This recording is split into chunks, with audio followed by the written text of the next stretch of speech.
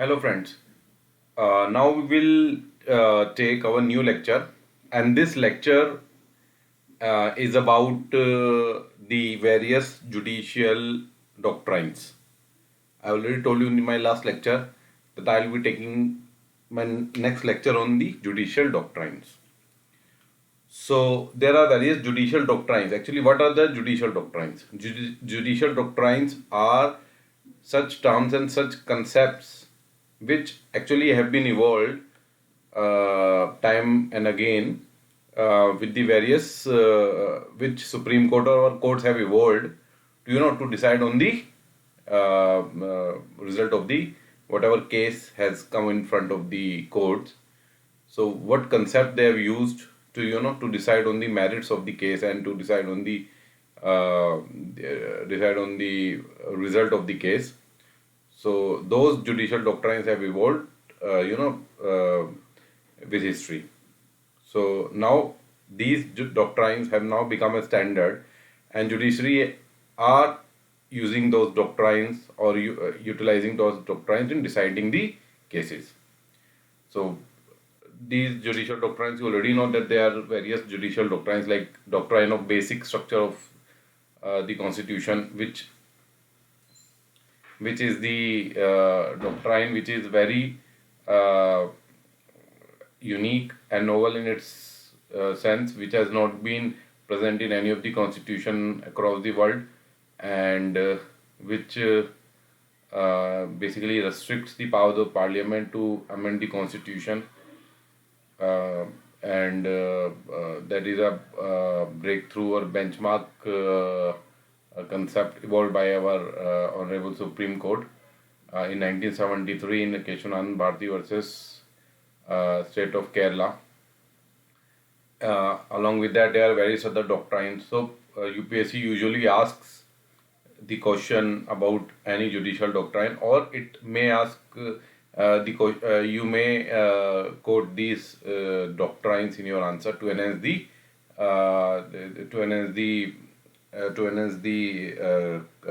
quality of the content of your answer. So today, out of various judicial doctrines like judicial doctrine of colorable legislation, pitch and substance, harmonious construction. Okay,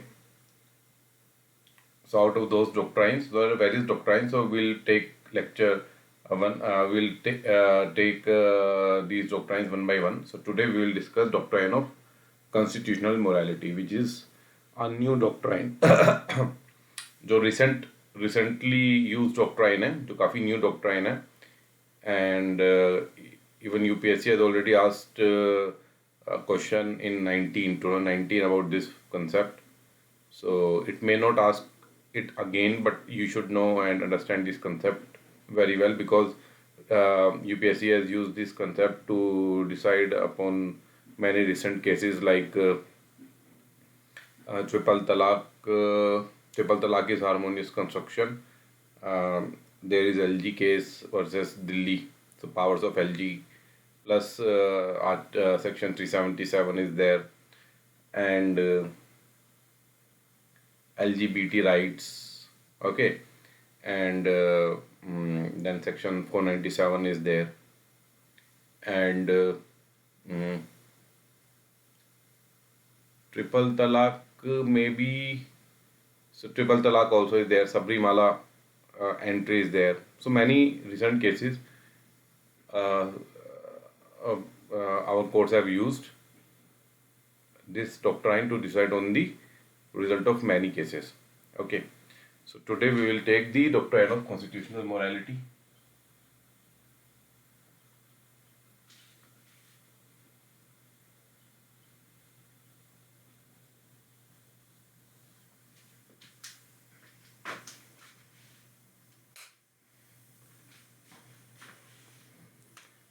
So what is this? So in what sense we will understand this concept? So we will understand meaning of constitutional morality, cases, ठीक है ना, and advan or utility. utility of this concept or doctrine, okay, and criticism. So in this way we will understand this concept. So what do you mean by constitutional morality? Constitutional morality actually, इसको थोड़ा सा आप समझ लेते हैं, then we will understand the background of this doctrine. So what is constitutional morality? अभी basically morality से आप क्या समझते हैं? मोरालिटी से मतलब कुछ एथिकल स्टैंडर्ड्स हैं, कुछ मोरल्स एंड वैल्यूज़ हैं जो कि a person actually follows in his life. पर हर बंदा लाइफ में कुछ ना कुछ उसकी values and moral and ethical standards होते हैं. जैसे एक एथिकल स्टैंडर्ड हम पहले समझते हैं मोरालिटी के बारे में.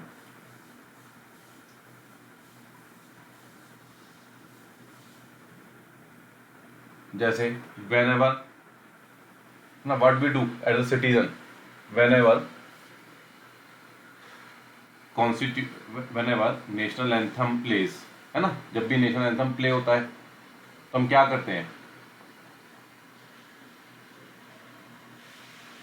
We usually stand to show our respect, है ना, हम खड़े हो जाते हैं to show our respect. So that is a part of, that was a part of morality, and now it has been legally binding also, because if you have insulted our national symbols, so you would be liable to be punished as per the some act is there, 1971, insult to national symbols, and about that act is there mentioned in the Lakshmikant. So just a minute. So the act name is the which I am remembering right now, Prevention of Insults to National Honors Act, 1971 के आसपास का act है ये. तो अब तो legally punishable है if you are not honouring our national symbols which are national anthem, national flag, national song and all those things. So should show respect to our national and national emblem and all those things. So this is one of the an example of morality. ठीक है, एक example लिया. उसके अलावा एक और example हम consider करते हैं.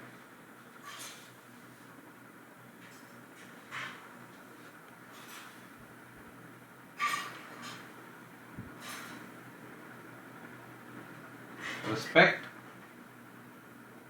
टूवर्ड्स एल्डर्स, है ना, and whatever duties we are to perform, our duty is diligently. तो ये कुछ एग्जांपल्स हैं मोरालिटी के. टू रिस्पेक्ट टूवर्ड्स एल्डर्स, कोई अगर नहीं करोगे तो कोई आपको पनिश तो करने नहीं वाला. अगर ड्यूटी, अगर आप कोई एक जॉब कर रहे हो, कुछ काम कर रहे हो, अगर आप डिलीजेंटली नहीं कर रहे हो तो पनिशमेंट तो है नहीं इसके लिए. ठीक है, no one body can force you to do that work which you don't want to do, because it's a democratic country and there is freedom of speech and expression, speech as well as expression, and you have right to live with human dignity. So dignity should with dignity, so your life should be dignified. It is your right, ठीक है, without any discrimination. तो ये कुछ morality के हमने कुछ examples लिए हैं. अब ये इसको लेने का पर्पस क्या था? इसको लेने का पर्पस ये था कि मोरालिटी क्या होती है. मोरालिटी मतलब कुछ हम आइडियल्स, कुछ वैल्यूज फॉलो करते हैं अपनी लाइफ में. That is morality. Now if we prefixed constitutional word before morality, what does it mean? It means those ideals, those values which are related to the spirit of the constitution. Okay, so जो constitution कहता है उस spirit को we need to follow. So to follow the spirit of the constitution or strict adherence to the ideals of the constitution. So what are the ideals of the constitution?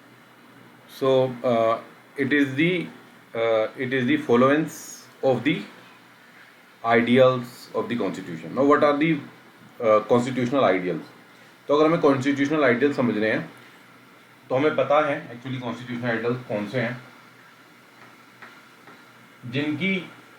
जिनको हमें adhere करना है, which every person in our country has to adhere, including the state, including the government. So what are those what are the adherence ideals to be adhered? What are the ideals? A, equality, the first and foremost.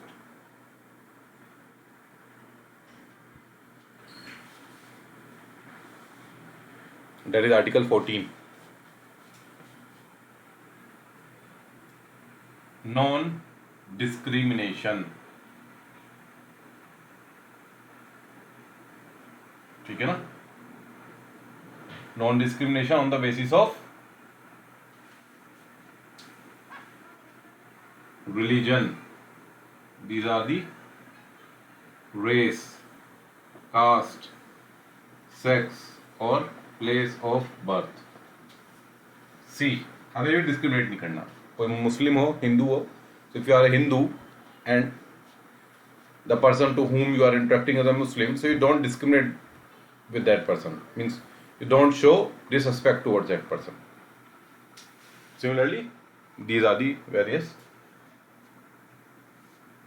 basis on which you are not the discrimination is bound to be illegal. Okay, rule of law, है ना? Justice,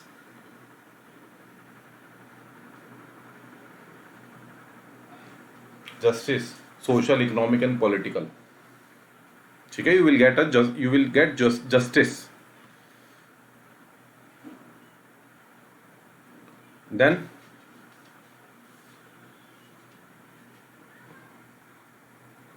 liberty, है ना? Liberty, freedom of speech, and expression, obviously. ठीक है? So these are some of the constitutional ideals.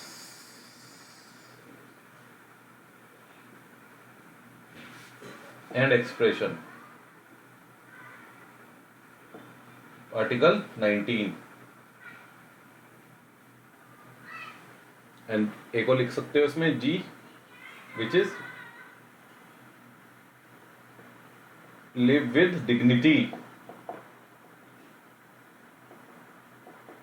21, है ना? Important.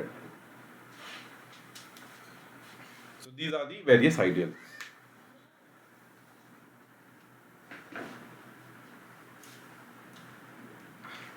Actually अब क्या करना है इन आइडियल्स का? ये आइडियल्स क्या करते हैं basically? So these ideals actually लोगों को फ्रीडम देते हैं. So they actually these ideals give freedom also, है ना? फ्रीडम मिल गया आपको, लेकिन रिस्ट्रेंट भी दे रहे हैं. दोनों चीज दे रहे हैं. फ्रीडम दे रहे हैं आपको, स्पीच का फ्रीडम है, एक्सप्रेशन का फ्रीडम है, लाइफ का फ्रीडम है. ठीक है, लिबर्टी है आपको, डिस्क्रिमिनेशन नहीं करोगे आप, कोई इक्वालिटी है, ये सारी फ्रीडम मिल रही है आपको. बट रिस्ट्रेंट है. रिस्ट्रेंट क्या है? On your actions. तो लोगों के एक्शन पे भी रिस्ट्रेंट है, as well as state actions पे भी रिस्ट्रेंट है.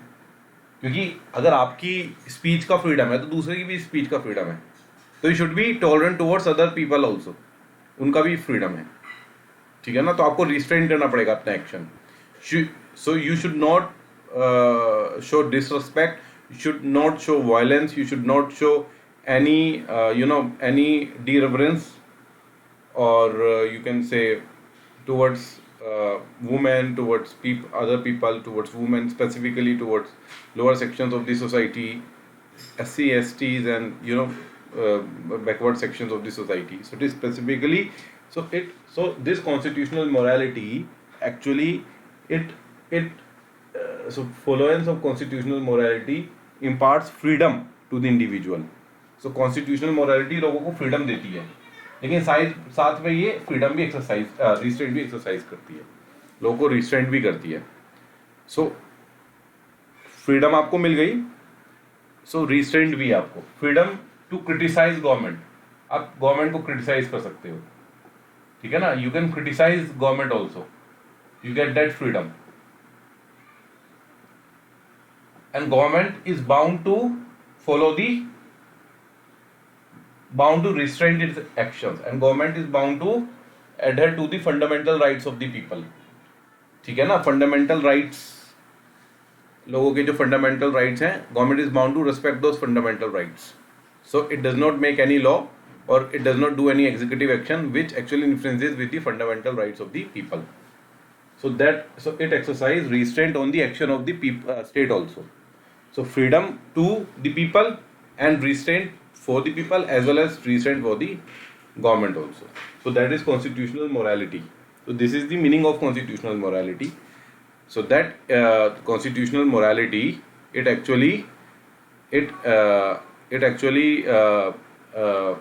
implied a coexistence of freedom as well as self-imposed restraint. So that means that citizens have to respect the constitution and the constitutional ideals, authorities. They have the freedom to criticize the constitutional authorities, and constitutional authorities would have to act within the limits which are limits of the constitution, and it has to adhere to the fundamental rights of the citizens. So this is constitutional morality. Constitutional morality means आपके ideals को, आप constitutional ideals हैं उनको आपको follow करना है, वो आपको फ्रीडम भी देते हैं और आपको रिस्ट्रेंट भी करते हैं, ठीक है ना। सो कॉन्स्टिट्यूशनल मोरालिटी मीन्स ये पीपल को भी, ये लोगों को भी मोरालिटी देती है। so, जैसे मोरालिटी पब्लिक मोरालिटी, ऐसी कॉन्स्टिट्यूशनल। तो to imbibe the respect towards constitutional ideals in the minds of the people, लोगों के अंदर आपको कॉन्स्टिट्यूशनल आइडियल्स का रिस्पेक्ट आपको इम्बाइब करना है। So these are the ideals which you have to imbibe in the minds of the people, in the heart of the people, so that they will respect the constitutional ideals. So state also comes from the people. तो अगर आप imbibe करेंगे तभी जो actual constitutional morality है state की, यानी कि स्टेट जो रिस्ट्रेंट एक्सरसाइज करेगा और लोगों की फ्रीडम को कर्ब होने से बचाएगा, जो कि ये because it is the duty of the state to to protect the fundamental rights. So it is the state who has to exercise restraint. It has to act within the boundary of the law, and it has to protect the fundamental rights of the people. ठीक है. अब इसमें doctor B R Ambedkar के बारे में हम थोड़ा सा देख लेते हैं. डॉक्टर बी आर अम्बेडकर ने क्या बोला था अबाउट कॉन्स्टिट्यूशनल मोरालिटी. तो मीनिंग की ही अभी हम फर्स्ट पॉइंट पे हैं, meaning of constitutional morality.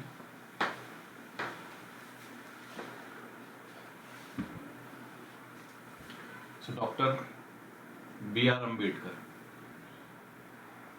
What he has told about constitutional morality. तो डॉक्टर बी आर अम्बेडकर ने बोला था कि इन व्हेन कॉन्स्टिट्यूशनल डिबेट्स चल रही थी, when the constitution was being drafted, so in the constituent assembly he actually took this term constitutional morality, और उन्होंने इसके बारे में बोला था कि it is a effective coordination, ये coordination है between conflicting interest of different people. so लोगों के conflicting, so people to people का जो interest है, ठीक है, इंटरेस्ट जो है लोगों के वो कॉन्फ्लिक्टिंग है. तो कॉन्स्टिट्यूशनल मोरालिटी क्या करती है, ये कोऑर्डिनेट करती है, यानी कि ये जो गैप है पीपल के बीच में गैप है, इसको ब्रिज करती है.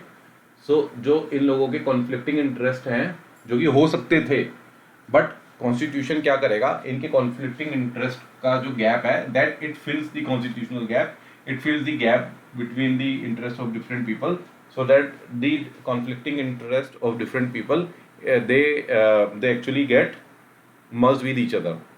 ठीक है. और गैप को कम करना है, ख़त्म करना है, और लोगों के इंटरेस्ट को आपको एक लेकर आना है, यानी जो कॉन्फ्लिक्ट है उसको ख़त्म करना है. ठीक है. So it is a effective coordination between conflicting interest of different people.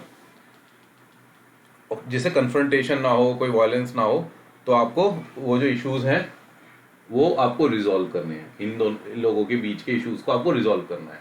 सो ये बी आर अम्बेडकर जी ने बोला था कि constitutional morality is the tool which can bridge the gap between which can actually end the conflict between different interest of different people and bridge the gap between the aspirations of different people।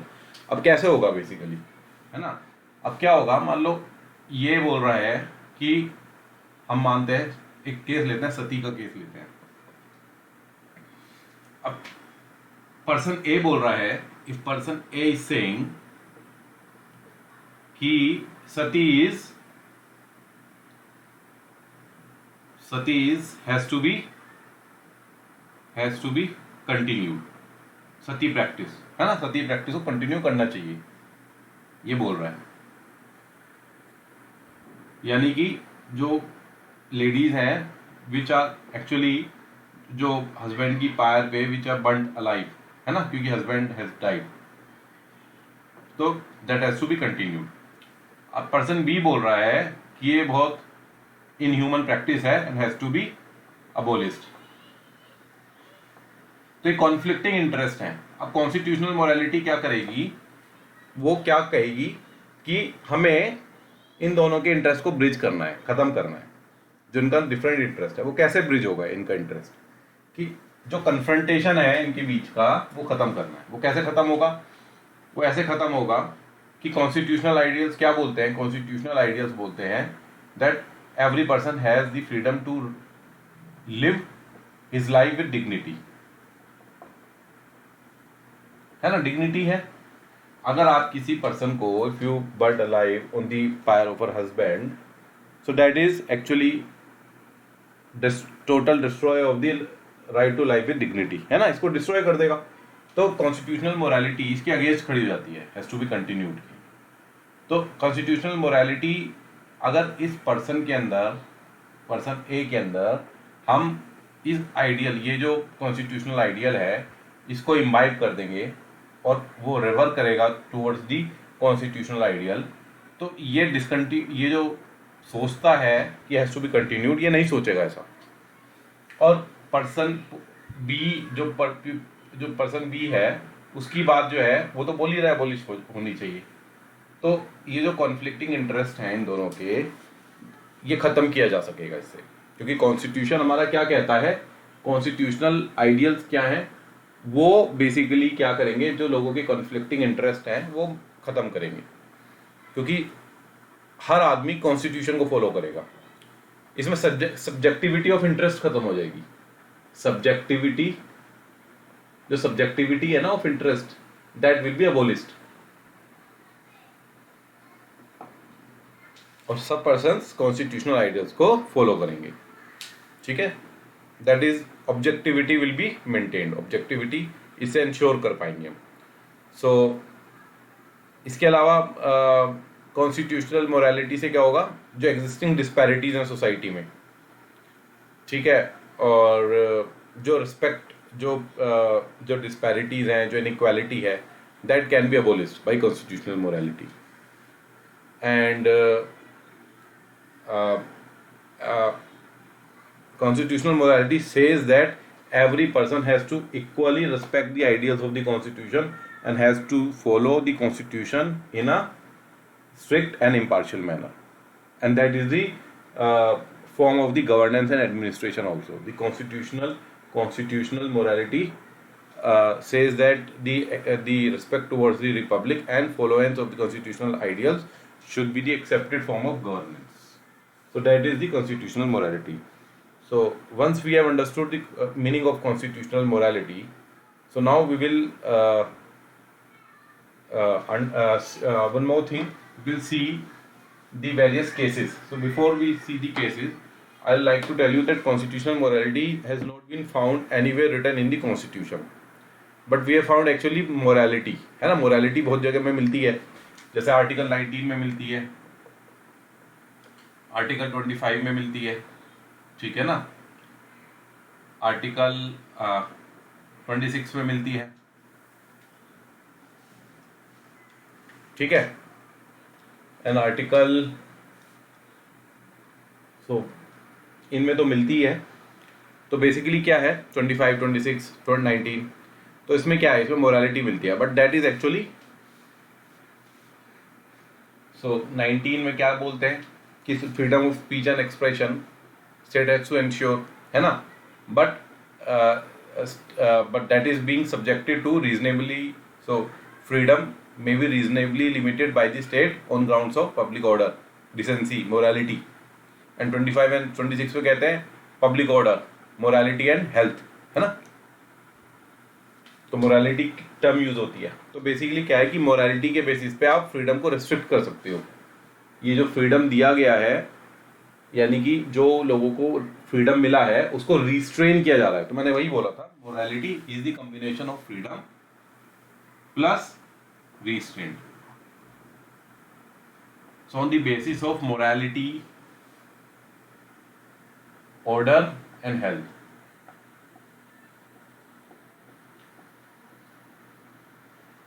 the various freedoms can be restrained or the fundamental rights can be restrained. So court has actually interpreted this morality to be constitutional morality.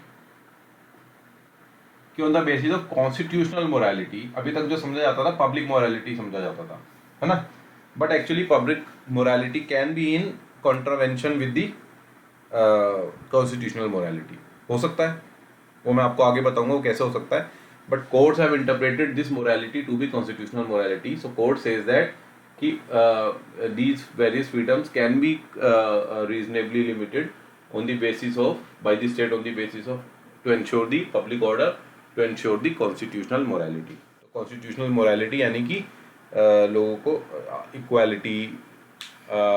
Equality आपको देनी है लोगों को, है ना, freedom of speech and expression देनी है, but it doesn't mean that if you have freedom of speech and expression doesn't mean that you initiate hard speech against anybody. Hard speech नहीं होनी चाहिए which will hurt the sentiments और the standing of different of the other people, ठीक है। So this is constitutional morality. अब हम थोड़े से केसेस देख लेते हैं ना।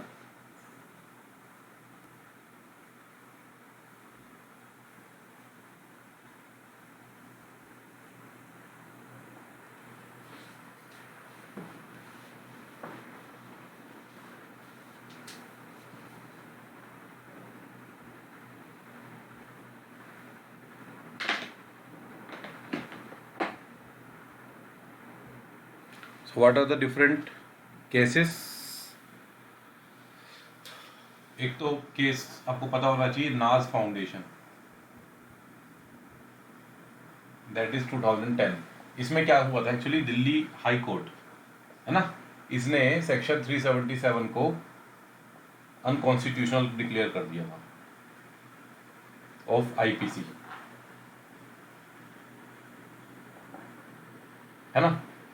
दिस इज द नाज foundation case versus NCT of Delhi, ऐसा कुछ है, वर्सेस मुझे प्रॉपरली याद नहीं है, बट डेट दी मोटा मोटा टर्म है नाज फाउंडेशन। आपको बस इतना पता होगा तो आप यही लिख सकते हैं। सेक्शन 377 ऑलरेडी पता है कि sexual intercourse among homogeneous sex is illegal.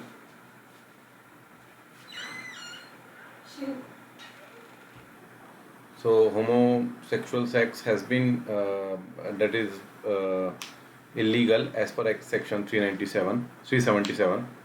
So High Court has declared this section as unconstitutional, ठीक है, on the basis of Article 21 and Article 19, है ना।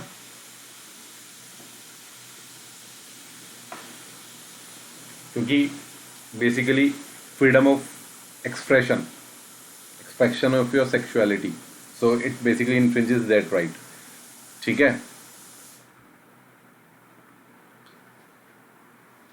so अब क्या था बेसिकली, पॉपुलर मोरालिटी क्या है, या फिर आप कहोगे that is the people, so it is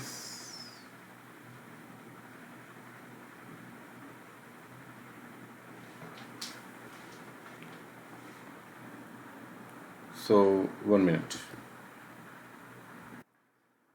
So public morality क्या है? पब्लिक मोरालिटी के हिसाब से तो सेक्शन 377 इज नहीं जमता है ना. Public morality, it is against the public morality section 377. Oh no, abrogation of section 377. That is the homosexuality is against the public morality. So that is why section 377 is in support of public morality. कि भाई ये illegal है. But when the High Court has declared it as unconstitutional, so it basically utilize the tenet of constitutional morality. Constitutional morality क्या कहता है कि article 21 और article 19 को अपहेल्ड करना है. ठीक है. It has the priority over the public morality. So that is why constitutional morality, that means the freedom of speech and expression as well as right to live with human dignity, है ना, और कोई discrimination नहीं होगा without any discrimination. तो that is constitutional morality.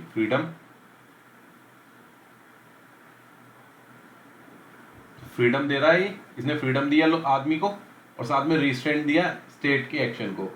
तो state can not implement any law which takes away the fundamental right to life, है ना, राइट टू लाइफ, और unnecessary freedom of speech and expression को कम नहीं कर सकती. It can come on the basis of constitutional morality. ठीक है. And what constitutional morality says that the freedom of life और right to live with human dignity, freedom of right to live with dignity, right to live with dignity, and restraint upon the action of the state to bound with ideals of constitution, है ना. So on the basis of constitutional morality, it basically declares the section 377 as unconstitutional.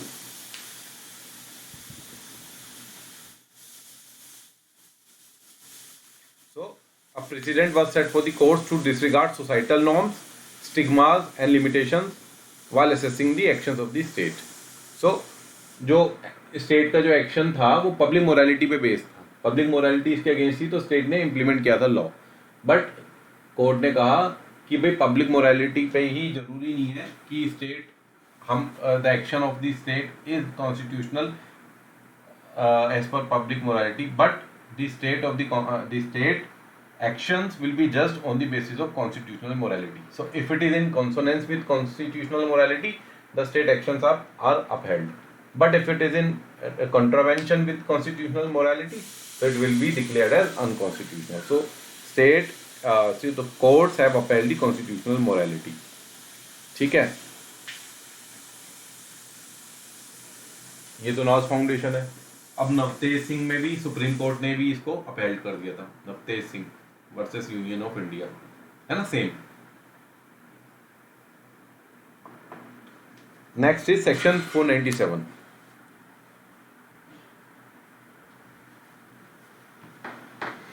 Second is section 497.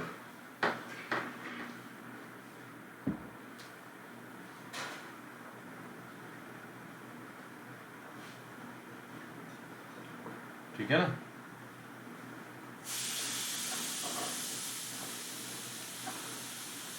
इसमें case था Joseph shine, है ना, versus union of India. इसमें section 497 को supreme court ने unconstitutional कर दिया on the basis of constitutional morality. इसमें बेसिकली क्या था, सेक्शन 497 में क्या था,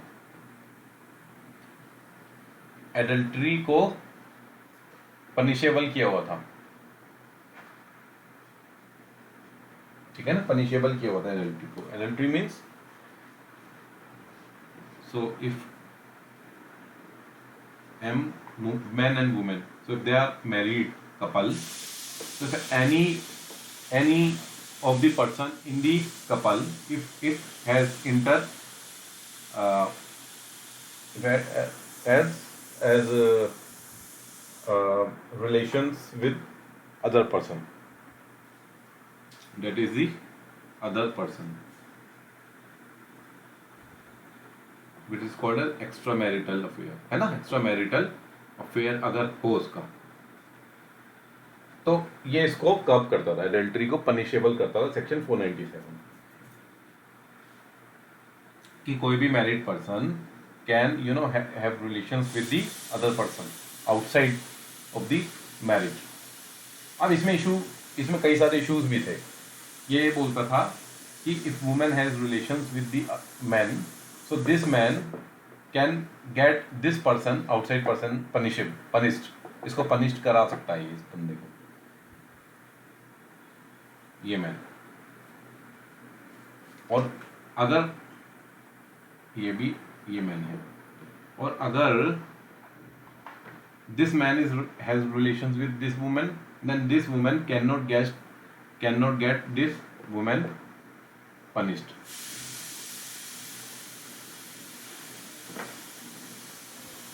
अगर इसके हस्बैंड का रिलेशन है, cannot get this punished and cannot dissolve the marriage also on this basis, इसके बेसिस पर डिसॉल्व नहीं कर सकती। But this man can dissolve it's marriage with this woman on the basis of adultery. तो ये जो differentiation of rights थे कि ये जो इक्वालिटी को वायलेट करता था, ये तो आर्टिकल 14 को वायलेट करता था, equality before law. So law actually before law both man and women are equal.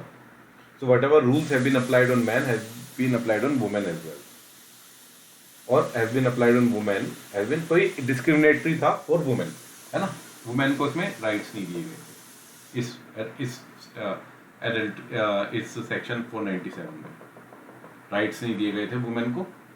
Section 497 adultery के बेसिस पे पनिश करता था, वुमेन को माना जाता था कि women is the property of man. तो even if the so because woman is the property, so man can get this man punished if woman is having extramarital affair with any man outside.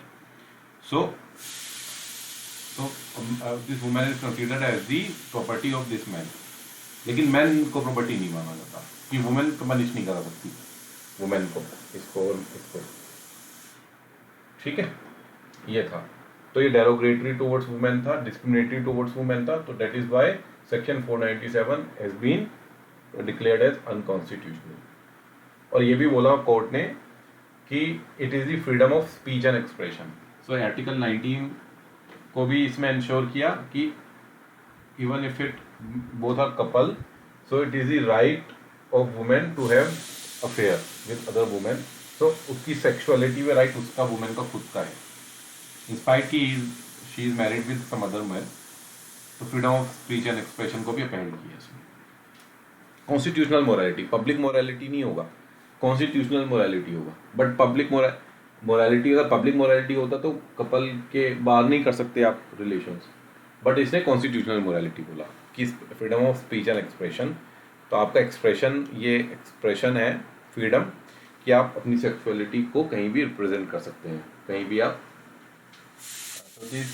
Your right to have full right over your sexuality, that is a part of your freedom of speech and expression provided by article 19.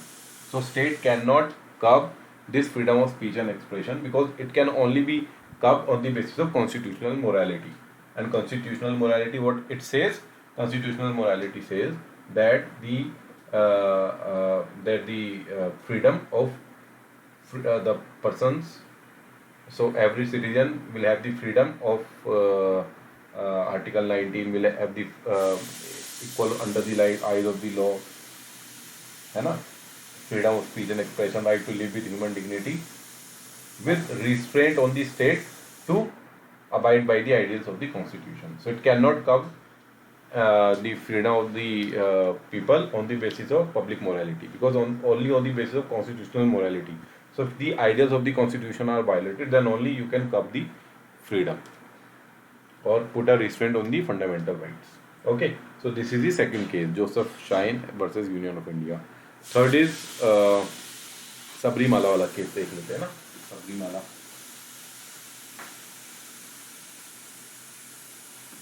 So it is Indian, third is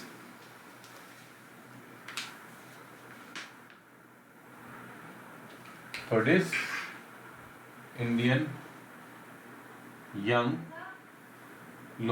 lawyers association versus state of Kerala, है ना। Basically Sabarimala temple, Ayyappan, lord Ayyappan temple. इसमें क्या था ना कि women को, those who are menstruable women, है ना, उनको राइट नहीं था, मतलब from the age of 10 to 50 doesn't have the right to enter this Sabarimala temple. तो जिसको कोर्ट ने अनकॉन्स्टिट्यूशनल कर दिया, बिकॉज इट इज, क्योंकि ये पब्लिक मोरालिटी तो ठीक है, पब्लिक मोरालिटी कहती है कि those who are menstrual women will not be entering the temple, है ना, बट इसको कोर्ट ने कॉन्स्टिट्यूशनल मोरालिटी के बेसिस पे अनकॉन्स्टिट्यूशनल कर दिया। और कॉन्स्टिट्यूशनल मोरालिटी क्या कहती है कि एवरी वुमेन की जो freedom to manage religious affairs है, आर्टिकल 26, है ना, manage religious affairs, that is being subjected to constitutional morality, subjected to constitutional morality. And constitutional morality क्या कहती है कि article 25, that freedom to of conscience and to practice, propagate the religion of its choice, है ना। तो आपका ये conscience है, आप जो भी रिलीजन फॉलो करते हो। तो article 26 is subjected to article 25 on the constitutional morality के बेसिस पे this entry has been allowed and the ban of entry of the women have been declared as unconstitutional. So court noted that the word morality must mean constitutional morality and not public morality. So existing structures of social discrimination must be evaluated through the prism of constitutional morality. Okay, and constitutional morality मतलब आपको justice देना है, उस state को आपको justice देना है, liberty देनी है, इक्वालिटी, है ना, ये देनी है, ये सब देनी है। इसके बेसिस पे ही these are the constitutional morality tests actually. So these are the cases on the basis of which court has applied this constitutional morality tests. तो ये रिसेंट केसेस हैं। तो बेसिकली कोर्ट्स यही बोलती हैं कि पब्लिक मोरालिटी को कंसिडर नहीं करना है, कॉन्स्टिट्यूशनल मोरालिटी को कंसिडर करना है। पब्लिक मोरालिटी कुछ भी हो सकती है। अब जैसे फॉर एग्जांपल इसको थोड़ा सा और डेप्थ में समझते हैं।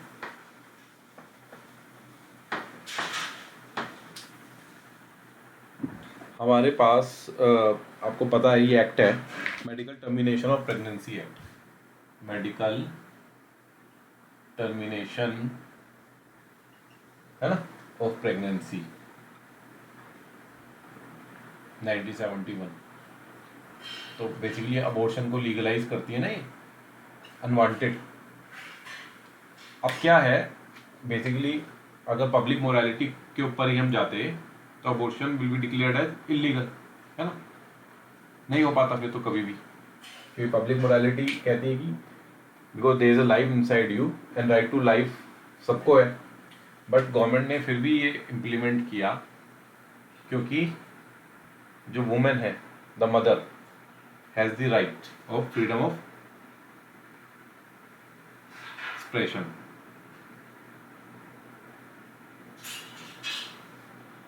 And speech and right to live with dignity, है ना।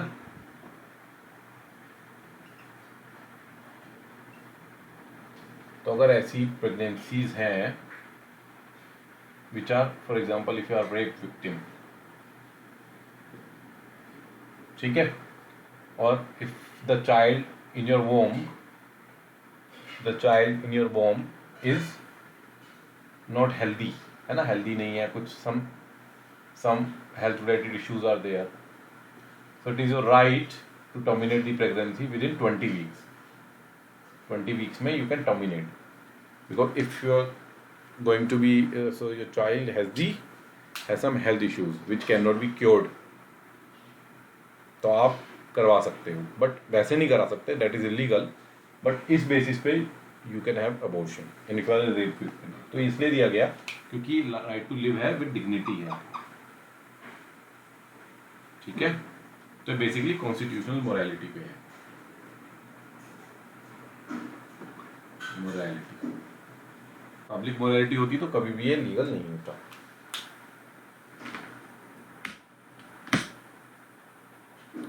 ठीक है, so these are the cases. No what are the grounds on which it is criticised, criticise भी किया जाता है। अब इसका एक फ़ायदा हो रहा है कि इसका एक यूटिलिटी पढ़ लेते हैं हम इसकी, कॉन्स्टिट्यूशनल मोरालिटी की। अब क्या होता है कि जब आप इसको लीगल कर देते हो कॉन्स्टिट्यूशनल मोरालिटी, तो धीरे धीरे ये आप माइंड में प्रोपागेट कर सकते हो लोगों के। फॉर एग्जाम्पल, अगर आपने मान लीजिए अब सबरीमाला टेम्पल में आपने अब अलाउ कर दिया वुमेन को, ठीक है, तो अलाउ करने से क्या हुआ, स्टार्टिंग में क्या हुआ, अपोज मिलेगा आपको, अपोज लोग इसके खिलाफ खड़े होंगे, बट स्लोली स्लोली माइंड में लोगों के इम्बाइब हो जाएगा that man and women have equal right to religion. तो धीरे धीरे आप पब्लिक मोरालिटी को इसके द्वारा, कॉन्स्टिट्यूशनल मोरालिटी के द्वारा चेंज कर सकते हैं, और जो कॉन्स्टिट्यूशनल आइडियल्स हैं उनको आइडियल्स को इम्बाइब कर सकते हैं लोगों के माइंड में। तो एक बेसिकली एक ग्रेजुअल इवोल्यूशन प्रोसेस है कि आप ये पब्लिक मोरालिटी को चेंज करते हैं इसके माध्यम से। Constitutional morality changes the public morality, so public morality is ever evolving in nature and it is the constitutional morality which changes the public morality. जैसे सती है, धीरे धीरे इम्बाइब हो गया लोगों में, और साथ में इसके द्वारा और भी बहुत चेंजेस ला पाए। आप इक्वालिटी लेकर आएंगे तो लोगों, वुमेन की एजुकेशन आप बेटर, लोग मतलब बेसिकली क्या हुआ, जब सती प्रोहिबिट हुई तो इसका एक साइड प्रोडक्ट, बाई प्रोडक्ट भी हुआ कि वुमेन के एजुकेशन पे ध्यान दिया गया, वुमेन रीमैरिज, विडो रीमैरिज के ऊपर कानून आया। तो बेसिकली क्या है, पब्लिक मोरालिटी आप चेंज कर सकते हैं कॉन्स्टिट्यूशनल मोरालिटी के माध्यम से। So that is the most major advantage of constitutional morality, that it can change the public morality slowly, gradually it can change the public morality. That is the important and the most important advantage of public constitutional morality. ठीक है,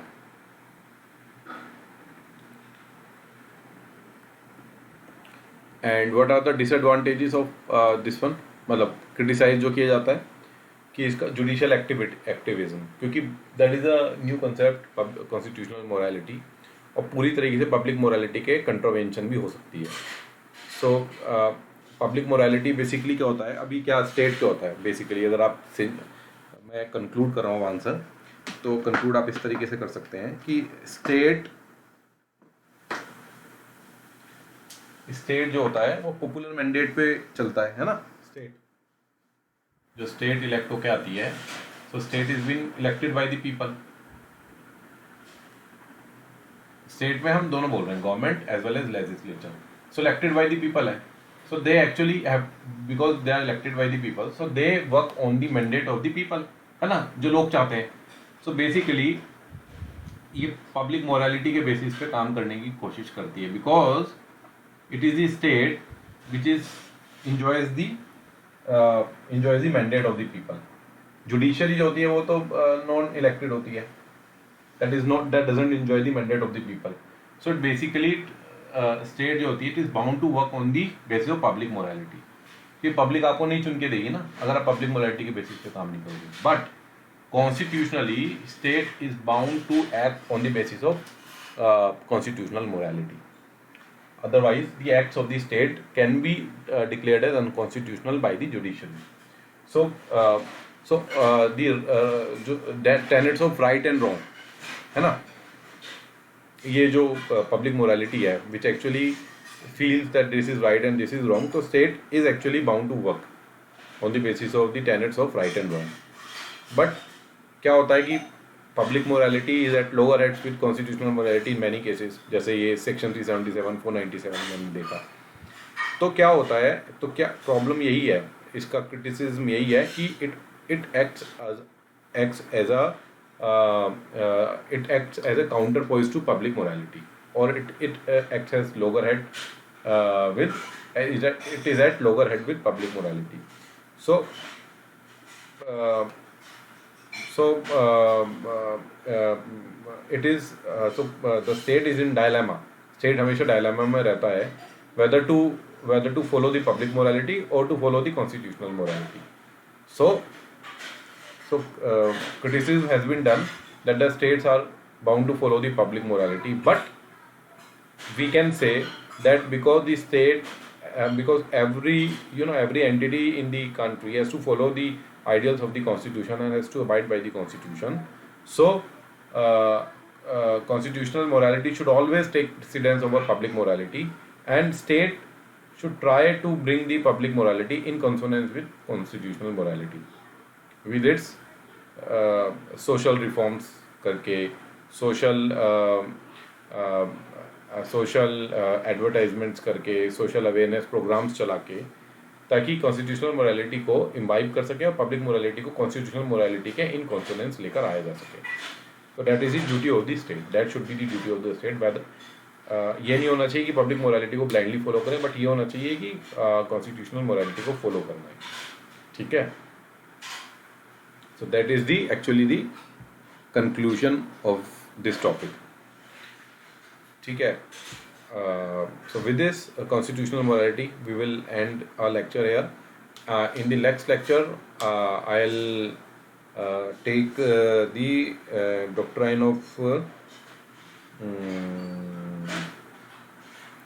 doctrine. We will take 2 or 3 doctrines. So we will take the 7th schedule actually. So various doctrines are related with 7th schedule, that is the colorable legislation, pith and substance, harmonious construction. So we'll take all the doctrines simultaneously. So we'll take the 7th schedule in our next lecture. So till then, thank you very much.